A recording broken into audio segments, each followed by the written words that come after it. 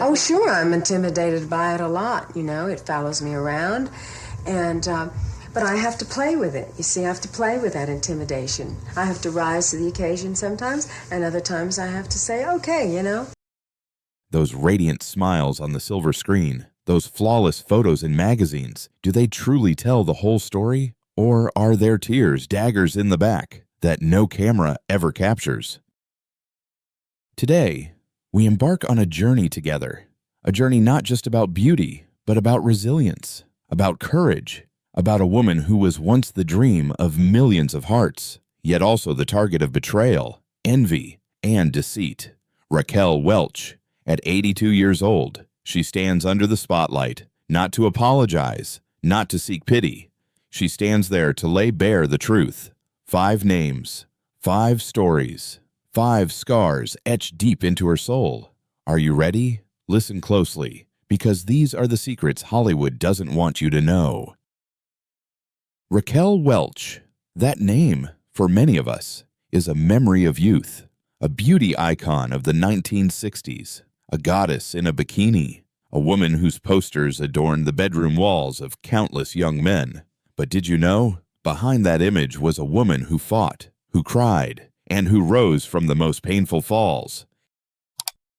Born on September 5, 1940 in Chicago, Raquel Welch, or the young Joe Raquel Tejada, carried the blood of America and Bolivia. From a dreamy little girl with bright eyes, she rose to become Hollywood's most alluring face. But that path, my friend, was not paved with roses. It was soaked in blood, sweat, and tears. Picture a moment. Raquel, at the height of her fame, chased off a film set. Publicly, in front of the whole world, she sued MGM Studios and won. But at what cost? 6 years blacklisted by Hollywood, labeled as difficult, arrogant, just because she dared say no to powerful directors, to men who thought they could control her. She shocked the world with her transgender role in Myra Breckenridge, a film too bold for its time, and was buried under scathing criticism. Her personal life was no easier. 4 failed marriages, heart-wrenching miscarriages, dramatic love triangles, even a moment when she was chased with a gun in a hotel.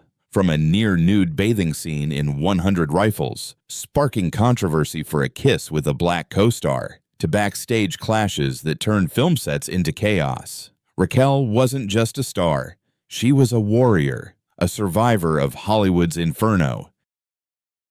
And today, at 82, she's back. Not to seek pity. No, she's back to demand justice, to tell her own story, and to name the 5 people who hurt her the most. Those who tried to erase her from history. Do you want to know who they are? Stay with me, because this story isn't just Raquel's. It belongs to anyone who's ever been betrayed, pushed into the shadows, yet chose to stand up and keep going. The first name, Robert Altman, a celebrated director, but to Raquel, a nightmare. Imagine you're at a charity event in New York. Camera flashes blaze. The crowd applauds. Raquel steps onto the stage, ready to share about her film project, Empire of Dust, a movie she spent 6 months preparing for. But then, Robert Altman, with a cold smile, stands up. Before hundreds of people, he grabs the microphone and declares that Raquel Welch is an outdated icon, a wax statue that belongs in a museum, not on a film set.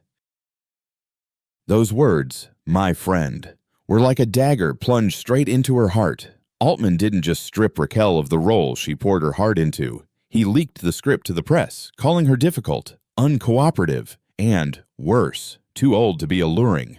Raquel stood there, under the stage lights, feeling like the whole world was mocking her. But she stayed silent. For years, she stayed silent, until now. Her voice trembles, but it's filled with pride. Robert Altman was protected by Hollywood because he brought in money, but no one asked. How many women had their dreams shattered because of him? How many were pushed to the sidelines just for daring to demand respect? Raquel isn't just speaking for herself. She's speaking for everyone who's been hurt by those in power, those who think they can dictate others' fates. The second name, Faye Dunaway, a talented actress, but to Raquel, a snake disguised as an angel. Let's go back to that charity event in New York, where Raquel and Faye appeared together to promote Velvet Crossfire. Raquel was cast as the lead, Faye, the supporting role. They laughed, hugged for the cameras. Raquel once called Faye her sister, even said on television that Faye was her successor. She trusted Faye like she trusted a dear friend. But my friend, that was her biggest mistake. In the shadows, Faye whispered to the director. Secret tea parties Raquel wasn't invited to. Private nights with just Faye and the director. And then, one day, Raquel received shocking news. She was out of the project. Faye had signed a new contract, stealing the lead role right from under her. At the film's premiere, Faye stood there, radiant, embracing the director, while Raquel was left on the sidelines, not even invited to speak. The press wrote that Raquel screamed at Faye in the bathroom, but no one saw her cry. Alone, in the dark corner of the event, Faye didn't just steal a role. She wrapped her dagger in sweetness, in honeyed words. And Raquel learned a bitter lesson. In Hollywood, snakes never hiss when the cameras are rolling. The third name, Louella Parsons, a powerful journalist, but to Raquel, a murderer with a pen. Parsons never looked Raquel in the eye. They never met at the charity event or anywhere else. But for 15 years, Parsons wrote about Raquel as if she were a failure, a star whose time had passed. Sensational headlines in Daily Motion. Raquel Welch. Is her era over? Welch screams at assistant. Raquel fired for causing trouble. Those words, my friend, weren't just news. They were weapons. Raquel lost 3 major roles because producers feared the press.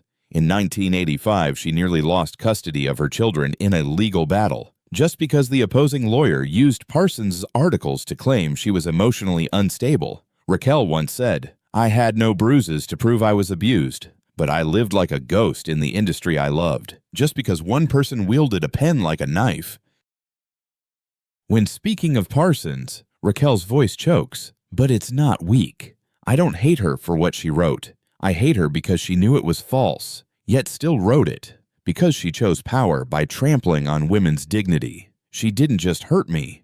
She hurt hundreds of others, those who never had a chance to speak. The fourth name, Jane Fonda, a towering star, but to Raquel, a queen without a crown, hiding a dagger under her silk gown. Picture the charity event in New York, where Raquel and Jane appeared together to promote the Blood Crown. Raquel was the lead, Jane the supporting role. They shook hands, laughed for the crowd, but behind the scenes, Jane whispered to the director, she's trembling, she's forgetting her lines, she's breaking down. Raquel had no idea until the press conference, when she saw the trailer, her lead role, reduced to 6 seconds on screen. 6 seconds. Jane's role was elevated, using the very scenes Raquel had filmed. The director said, Jane told us you were tired, that you wanted to step back, but Raquel never said that. Jane stood there, smiling, while Raquel felt erased.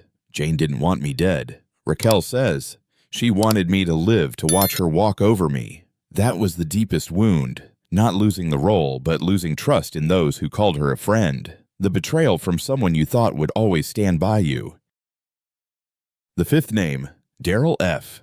Zanuck, a legendary producer, but to Raquel, the greatest betrayer. At the charity event in New York, Zanuck once held Raquel's hand, calling her his muse. He gave her her first role, lifting her to the heights of fame. Raquel trusted him like a father, a mentor, but that was the biggest mistake of her life. In 1984, Raquel wrote a screenplay, The Crimson Veil, a story about a Victorian woman who feigned madness to escape a forced marriage, then became England's first female publisher. I didn't write it to star in it, she says. I wrote it to tell my story, to give voice to women who were silenced. Zanuck promised to make her dream a reality. He called every day, asking about colors, about the film's emotions. He urged her to study directing, even suggested she work with big names. Raquel trusted him, signing over the full rights to her screenplay to his studio. But then, she was called into his office, not to discuss production, but to meet a new director, someone she'd never heard of. Zanuck said, "You're an actress, not a dreamer. This film needs logic, not emotion." Worse, he kept her screenplay.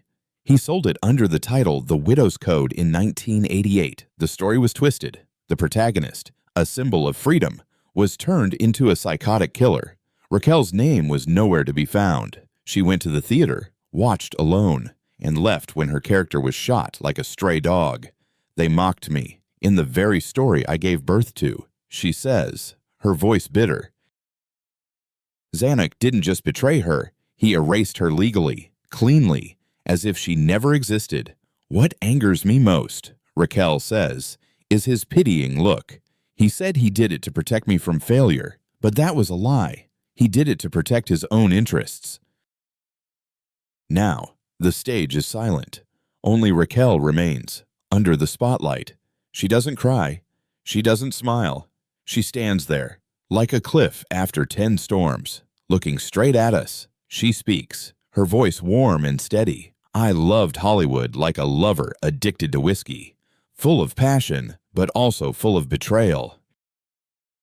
I'm not telling this story to beg for pity. I don't need pity. I need you to remember. Remember that there was a Raquel Welch who didn't stay silent. I fell, not because of scandals, but because of the loneliness they brought.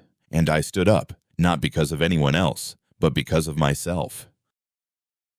If you've ever been shamed, pushed to the margins, silenced, then today, you are not alone. Raquel Welch, 1940 to 2023.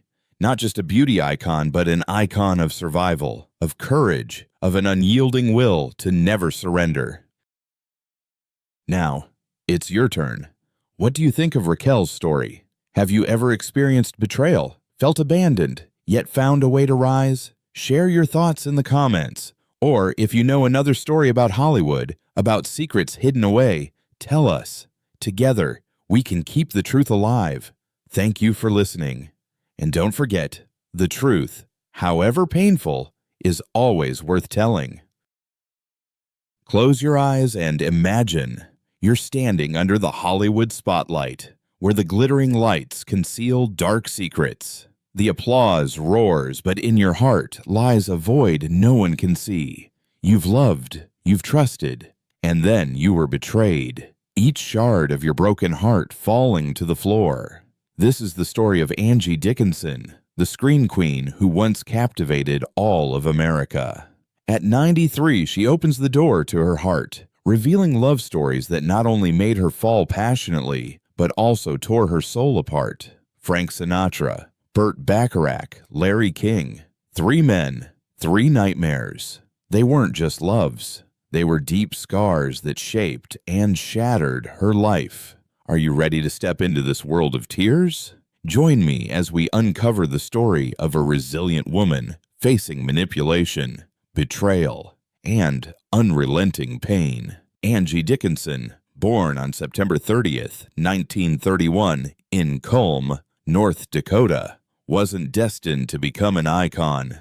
In a small town where wheat fields stretched endlessly, Angie grew up surrounded by poetry and dreams that reached far beyond the horizon. Her mother, a stern but loving woman, once said, "You have eyes that could melt the world." But Angie didn't know those very eyes would lead her into a world full of traps. No acting school, no powerful connections. She arrived in Hollywood as an outsider, armed only with a passionate heart and steely determination. Within a decade, she achieved the impossible. From minor supporting roles, Angie outshone hundreds of starlets, starring in over 50 television films and becoming America's first female action hero. Her role as a policewoman in Policewoman wasn't just a career milestone. It was a symbol of breaking gender barriers in the 1970s. She was a pioneer, a star, not only beautiful, but strong, independent, with eyes that told 1,000 stories.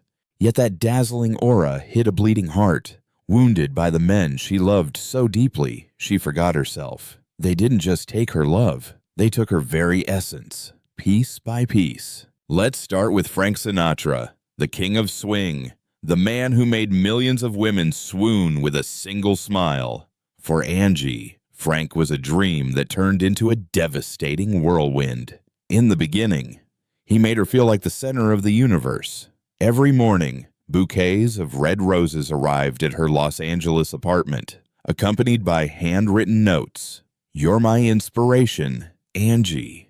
Evenings by the pool, under the silvery moonlight, he'd hold her hand and whisper, "I've never met anyone like you."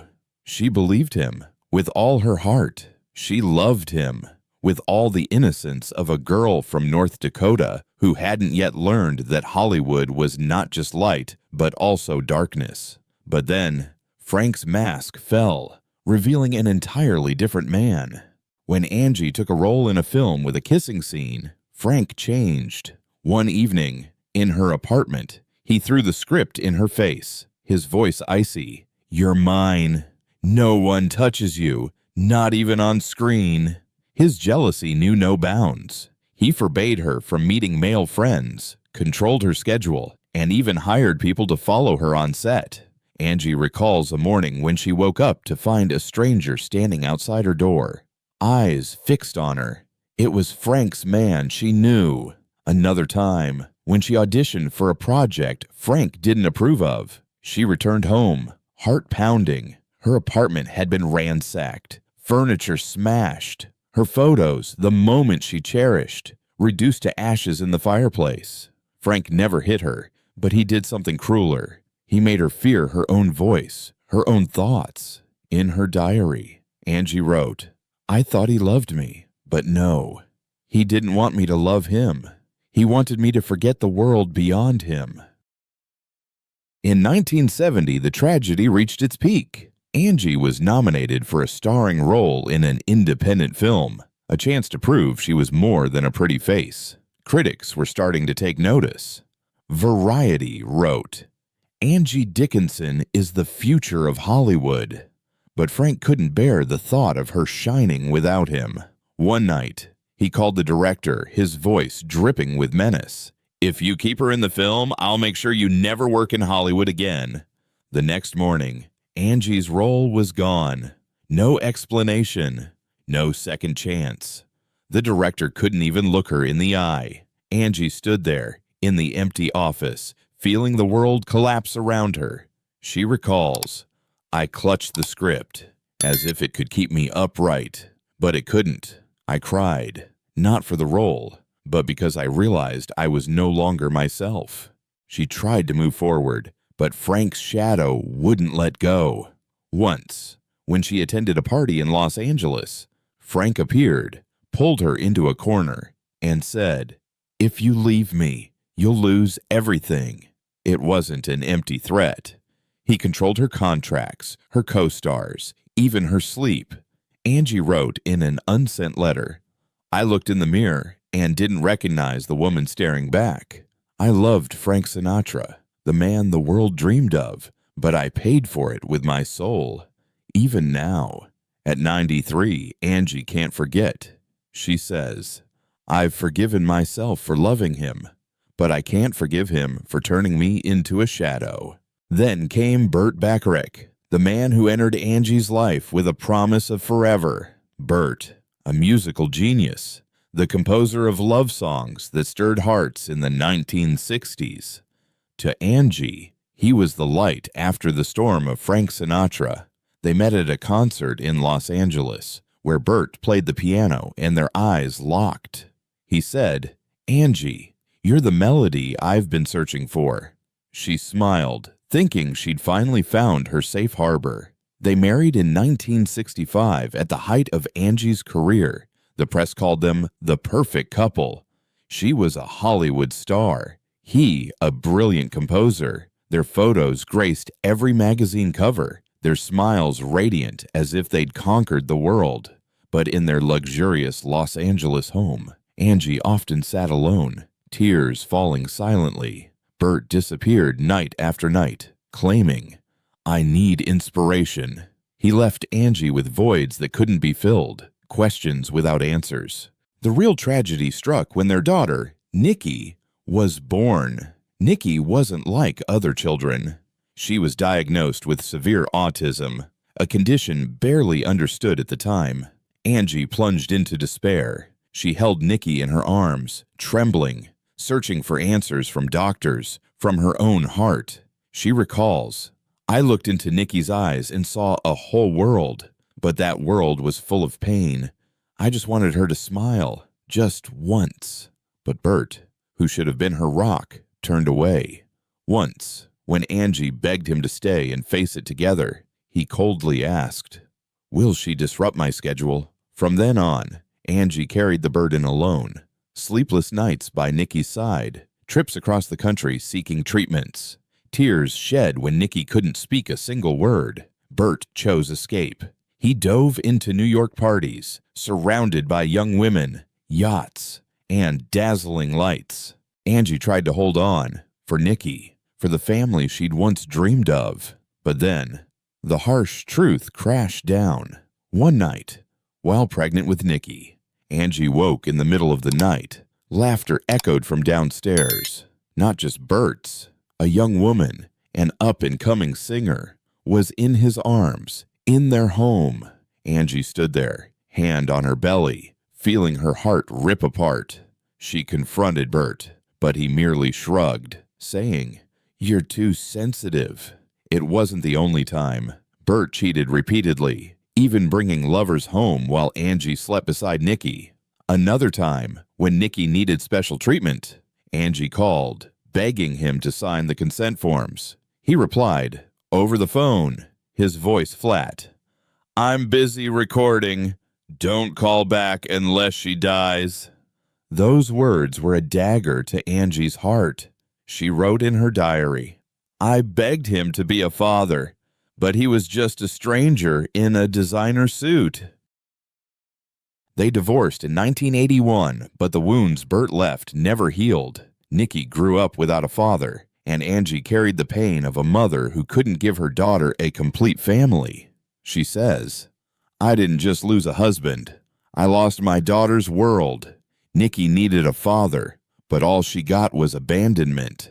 I look at Nikki, and I see everything I lost." Nikki was Angie's light, but also a reminder of what Bert destroyed. And then, there was Larry King, the man who loved Angie in the cruelest way. Larry entered her life after Bert, when she was already exhausted from her wounds. He wasn't a star like Frank, nor a genius like Bert, but he had a way of making Angie believe he loved her more than life itself. Every touch, every stroke of her hair, every whisper of "you're my everything," Angie, was calculated to control. But Larry's love wasn't freedom. It was a prison.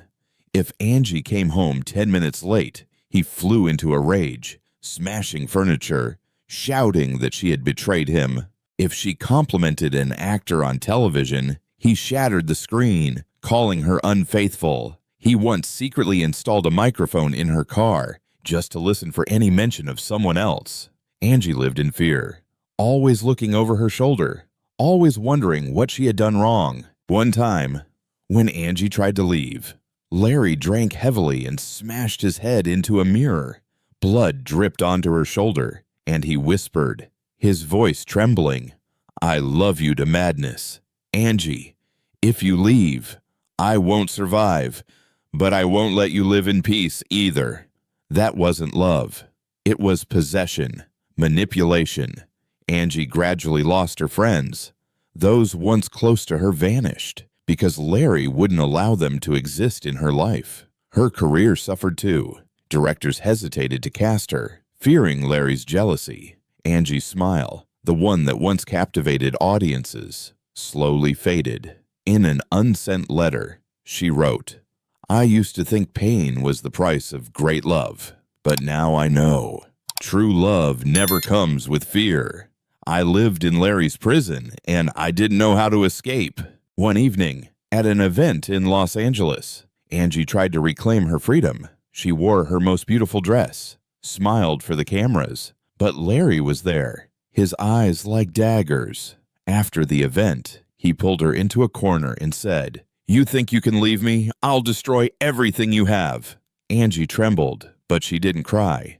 She realized that if she didn't leave, she would lose herself forever. In the end, she broke free from Larry, but the cost was scars on her soul, sleepless nights, and the fear that she might never love again. Frank, Bert, Larry, 3 men. 3 painful chapters in Angie's life. They were icons, men she loved, trusted, even idolized. But they were also the ones who destroyed her, piece by piece. Frank took her freedom. Bert took her family. Larry took her smile. Each left a unique scar, but all of them made Angie doubt herself. They made her feel unworthy of love, unworthy of happiness.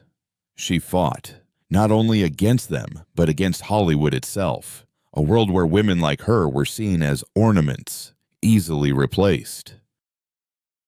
And then, Nikki, Angie's beloved daughter, was the greatest pain of her life. Nikki grew up in a world full of challenges, with autism that made it hard for her to connect with others.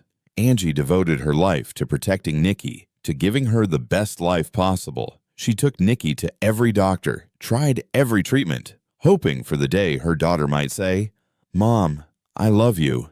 But Nikki couldn't overcome her own darkness. At 40, she took her own life, leaving Angie with a void that could never be filled. In a letter, Angie wrote, "I survived, but a part of me died with Nikki. I looked into her eyes and saw a whole world, but that world is gone." At 93, Angie Dickinson has nothing left to lose. No roles to fight for, no contracts to protect, no spotlight to cling to. She chooses to speak out, naming the men who hurt her, not for revenge, not for pity, but to reclaim herself. "I've forgiven myself," she says, "for loving, for trusting, but I can't forgive them for turning me into someone I didn't recognize." Angie's story isn't just the tragedy of a star.